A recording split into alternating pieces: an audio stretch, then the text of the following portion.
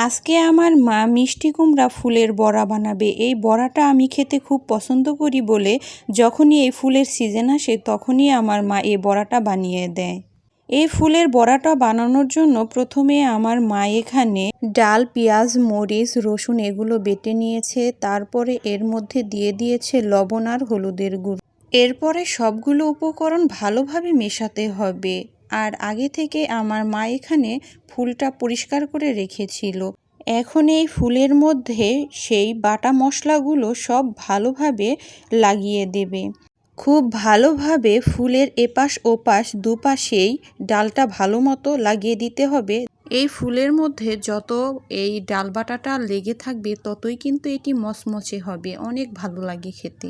ঠিক একইভাবে সবগুলো ফুলে আমার মা এরকম করে ডালগুলো লাগিয়ে দিচ্ছে। আজকে আমার মা অনেকগুলো ফুলের বড়া বানাবে, তো সবগুলোই ফুল এখানে রেডি হয়ে গেছে। এখন একটা একটা করে সবগুলো ভেজে নেবে। তো চুলায় কড়াইটা বসিয়ে নিল। এখন গরম হলে এখানে তেল দিয়ে দেবে। পরিমাণ মতো তেল দেওয়া হলে একে একে সবগুলো ফুল এখানে ভেজে নেবে।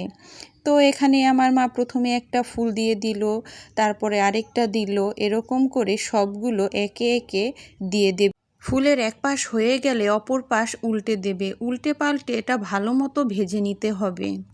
মায়ের হাতে যে কোনো রান্না খেতে কিন্তু সবাই পছন্দ করে। আমিও আমার মায়ের হাতে রান্না খেতে খুবই পছন্দ করি। আমার মায়ের বড়া বানানো কিন্তু প্রায় শেষ। দেখেন বড়াগুলো দেখতে কত সুন্দর লাগছে, একবারে মচমচে। আমার মতো এই ফুলের বড়া খেতে কে কে পছন্দ করেন অবশ্যই জানাবেন। সবাই ভালো থাকবেন, সুস্থ থাকবেন। আল্লাহ হাফেজ।